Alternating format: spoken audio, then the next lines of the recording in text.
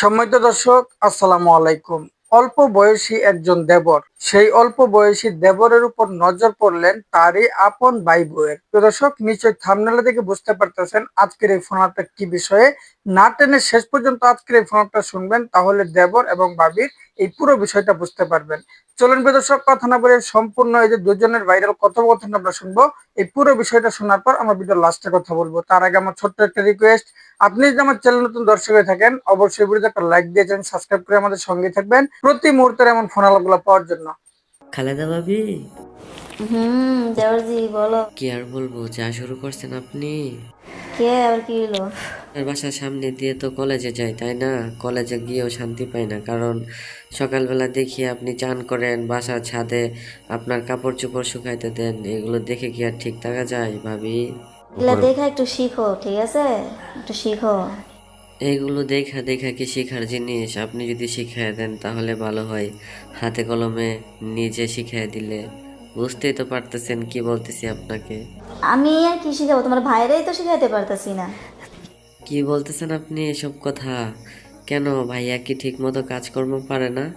আর যদি না পারে তাহলে এসব কিছু হয় কিভাবে? বাসার ছাদে কাপড় শুকাইতে দেন, দেখি তো প্রত্যেক দিন। এগুলা দেখা বাদ দিয়া, ঠিক আছে, চোখের সামনে হচ্ছে বড় একটা বিয়ে করে বউ নিয়ে আসো। আপনি আছেন না, আপনি থাকলে আবার বিয়ে করা লাগে কেন? আপনি যদি মাঝে মাঝে কিছু একটা দেন আর কি। বুঝতেই তো পারছেন আমি হচ্ছে আপনার দেবর, তাহলে তো হয়ে যায়, বিয়ে করা লাগে কেন? তো ভাবি তো হচ্ছে গিয়া শুধু তোমার ভাইয়ের, তাই না? তোমার ভাবি তো আর হচ্ছে গিয়া অন্য কারো কাছে যেতে পারবো না, হতে পারবো না। মনের সাথে মন মিল থাকলে সব কিছুই হয়, সব কিছুই দেওয়া যায়, সব জায়গায় যাওয়া যায়। আপনি যদি দেন কোনো কিছু তাহলে তো হয়ই, বুঝতে পারেন নাই? তোমার ভাইয়া যদি জানতে পারে, আমার কি আস্ত রাখবো? আরে কিছুই করবে না, জানতে পারবে নাকি? কারণ আপনাদের মাঝখানে যা কিছু হয় সব কিছু তো আমি দেখি আপনাদের বাসার জানালা দিয়ে, তাই না? মানে যেহেতু সব কিছু দেখেই ফেলেছি, তাহলে কোনো কিছু হইলে সমস্যা কি ভাবি? তাহলে তুমি এগুলো দূর থেকে সব ফলো করতে না? হ্যাঁ, অবশ্যই ফলো করতাম, কারণ ফলো করে রাখি যদি কখনো কপালে জোটে আর কি। আরেকটা কথা, আপনার একটা বিষয় আমার না খুব ভালো লাগছে, বুঝতে পেরেছেন? সত্যি আমি বুঝতে পারছি না, বলো তো দেখি তুমি আমার কোন জিনিসের প্রতি তুমি আপনি শুনতে চাইতেছেন, ওইটা আমি কিভাবে বলবো? আচ্ছা ঠিক আছে, তবুও বলি।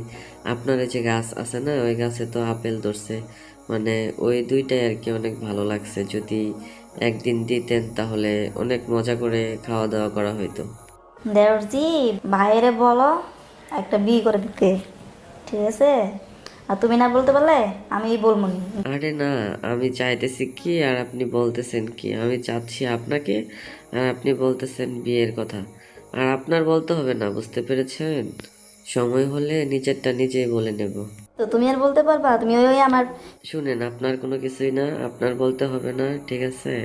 আমি যা চাচ্ছি তা পাইলেই হবে, চাচ্ছি আপনাকে। বুঝতে পেরেছেন? একদিন দিলেই হবে, বেশি চাই না, বেশি কিছু লাগবে না। জাস্ট একদিন ভাবি। সেটা চাইলেও তো আর হবে না।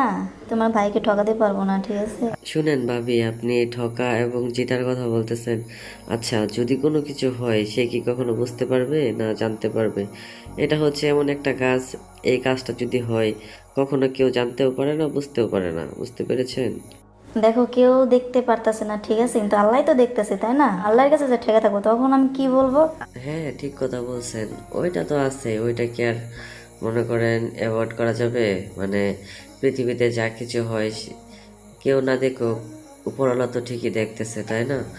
আর আপনাকে তো আমি তেমন ভাবে বলতেছি না যে আপনি যদি আমাকে একটু আর কি শিখিয়ে দেন তাহলে পরবর্তী সময়ে এটা কাজে লাগবে, সেই জন্য বলতেছি আর কি। যদি আর কি দয়া করে শিখিয়ে দেন তাহলে ভালোই হইতো আর কি।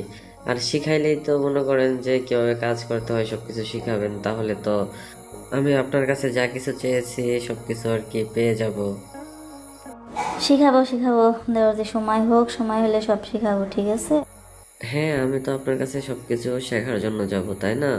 আরেকটা কথা, আপনি যদি এসব কিছু শেখান আর কি, তাহলে তো এটা কোনোভাবেই সম্ভব না যে আপনার হাজবেন্ড জেনে যাবে। আমি তো ওইটাই বলতেছি যে আপনি একটু শিখিয়ে দিন, আর আপনার শিখানোটাও হইলো আর আমার ওই কাজও পূরণ হইলো। বুঝেন নাই? দেওয়ার যে তোমাকে একটা কথা বলবো। বলবেন না কেন? আপনার জন্যই তো আমি অপেক্ষা করে বসে থাকি, যদি আর কি কোনো কিছু হয় তাহলে তো ভালোই হবে, সেটাই আর কি। আমি দেখতাম, প্রায় প্রায় আমি দেখতাম তুমি আমাকে ফলো করো, আমাকে মনে হয় তুমি অনেকটা ভালোবাসো, তাই না? হ্যাঁ, অবশ্যই সবসময় ফলো করি, ঠিক আছে? আপনাদের বাসার সামনে দিয়ে যখন যাই, আপনাদের জানালা দিয়ে দেখি যে কি করতেছেন না করতেছেন। সেই জন্যই তো আপনার প্রতি একটা মায়া কাজ করতেছে, ভালো লাগতেছে। যদি কোনো কিছু হয়ে যায় আপনার আর আমার মাঝে, তাহলে তো অনেক ভালো লাগবে, অনেক শান্তি লাগবে, তাই না? আমিও তোমাকে মানে একটু একটু পছন্দ করতাম, ভালোবাসতাম, কিন্তু কোনো সময় বলতে পারি না, কিন্তু তুমি আজকে কথাটা বইলা দিলা। হ্যাঁ, বলবো না কেন? আর আপনাকে দেখে তো মনে করেন যা হয় মনের মাঝে, কোনোভাবে তো মনকে বোঝাইতে পারি না। মন শুধু চায় যে কোনো কিছু হোক ভাবির সাথে, সে যেমন সুন্দরী তেমন রূপবতী তেমন গুণবতী, মানে কোনো কিছু হইলে আর কি অনেক ভালো লাগবে, তাই না? বাসায় তোমার ভাইয়া থাকে, বাসায় তোমার মা বাবা সবাই থাকে, বাসায় তো আর হচ্ছে গিয়া সম্ভব না কিছু করা, তাই না? বসে দুটো কথা বলতে পারবো না, একটু হাত ধরে হচ্ছে গিয়া মানে বের হতে পারবো না। তো তাহলে তুমি এক কাজ করো না, চলো আমরা দুজনে চলে যাই। হ্যাঁ, আপনার বাসার মধ্যে তো আপনার ফ্যামিলির সকল লোকজন থাকে, শ্বশুরবাড়ির ফ্যামিলির আর কি। আর যদি মনে করেন যে বাসার পিছনে কোনো কিছু হয়, তাহলে তো মন্দ হয় না। ওইখানে তো কেউ যাওয়া আসা করে না, লোকজনের যাতায়াত নেই। ওইখানে কিছু হলে অনেক ভালো হবে আর কি। সেটা তো আর এখানে সম্ভব না, তোমার ফ্যামিলির ভিতরে তুমি তো দেখো সবসময় বাসার ভিতরে লোক থাকে, তাই না? আরে আমি তো বাসার মধ্যে কোনো কিছু চাচ্ছি না। আপনার বাসার পিছনে ওই জানালার সাইডে যে ওদিক দিয়ে তো কেউ যাওয়া আসা করে না, বুঝতে পারছেন? মানে ওইখানে যদি কোনো কিছু হয় কেউ তো দেখার নেই, কেউ কিছু বলবে না। আমি ওই জায়গার কথা বলতেছিলাম আর কি। দেখো দেওরজি, আমি চাই না যে হচ্ছে তোমার বাসার ভিতরে। আরে আমি তো পিছনের সাইডের কথা বলতেছি। আর আপনার বাসার ফ্যামিলির লোকজন তো সন্ধ্যা রাতে সকলেই ঘুমিয়ে যায়, আর আপনার হাজবেন্ড তো ব্যবসার কাজ করে, সে অনেক দেরি করে আসে, রাত 10টা 11টা। মানে আমি 9টার দিকে যদি আসি তখন তো কাজ হয়ে যাবে, 1 ঘন্টা কাজ হলেই তো হইলো, তাই না? তাহলে শোনো, তোমার ভাইয়া আসার তো সময় হয়ে যাইতেছে। আচ্ছা ঠিক আছে, বুঝতে পারলাম আপনার হাজবেন্ড চলে আসতেছে। আর একটু কথা বলি, সে তো এখন আসে নাই, আর আপনার হাজবেন্ড চলে আসলে তখন আপনাকে আমি কল দেব না? আরেকটা কথা শুনেন, মানে আপনার বাসার পিছনের সাইডে ওইখানে যদি কাজ হয়, তাহলে কেউ বুঝতেও পারবে না, দেখতেও পারবে না। ওই জায়গায় কি কাজ করবেন? আমি কি আসবো? মানে যদি আর কি আসেন তাহলে তো ভালোই হইতো। আসবেন নাকি? এখানে কেউ দেখবে না। তাই সত্যি বলতেছো? হ্যাঁ, সত্যি বলতেছি ভাবি, ওইখানে কেউ দেখবে না, কেউ দেখার নেই। আর আপনাকে আমার অনেক ভালো লেগে গেছে, কিভাবে বলবো? মানে আপনার কি কোনো কিছু ইচ্ছা করে না? উম, ওরকম কিছু চাওয়া পাওয়া নাই, তুমি আসো। তুমি সত্যি কথা বলতে কি জানো, তোমার মুখটা দেখলে আমার এত মায়া লাগে, এত ভালো লাগে, মনে হয় না যে তোমার। প্রিয় দর্শক, খুবই মজার একটা ভাইরাল ফোন আলাপ শুনতে পেলেন আজকের এই ভিডিওর মাধ্যমে। অল্প বয়সী একজন দেবরের সঙ্গে তারই আপন ভাই বোনের কেমন সম্পর্ক থাকতে পারে, যে বিষয়গুলো নিয়ে বর্তমান পরিস্থিতির একটা ভাইরাল কথোপকথন শুনতে পেলেন। এই পুরো এই সম্পূর্ণ ফোন আলাপটা আপনাদের কাছে কতটুকু যুক্তির সঙ্গে কতটুকু বাস্তব মনে হলো অবশ্যই কমেন্ট করে জানাবেন। প্রিয় দর্শক, প্রতিনিয়ত এমন ব্রেকিং ফোন আলাপগুলো পেতে অবশ্যই সাবস্ক্রাইব করে রাখবেন। ভিডিওটি বেশি বেশি শেয়ার করে মানুষকে ছড়িয়ে দিবেন। আজকে এই পর্যন্তই, পরবর্তী ভিডিও আমন্ত্রণ রইল।